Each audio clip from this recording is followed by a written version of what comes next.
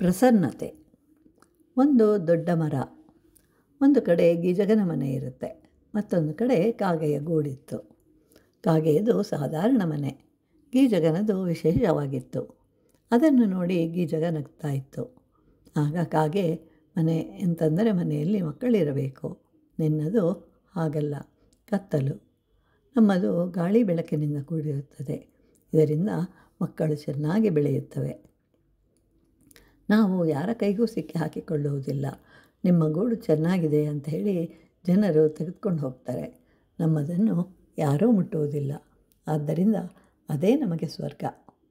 ಕಾಗೆಯ ಶಾಂತಿ ಸ್ವರೂಪವನ್ನು ನೋಡಿ ಒಂದು ಸಲ ಬ್ರಹ್ಮದೇವನು ಕಾಗೆಯನ್ನು ಕೇಳಿದಾಗ, ಯಾವ ಬಣ್ಣ ಬೇಕು ಕೊಡುತ್ತೇನೆ ಅಂತ ಹೇಳಿದಾಗ ಕಾಗೆ ಇದೇ ಚೆನ್ನಾಗಿದೆ ಅಂತ ಹೇಳುತ್ತೆ.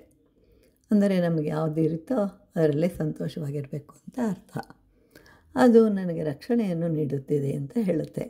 ಇದು ಪ್ರಸನ್ನತೆ.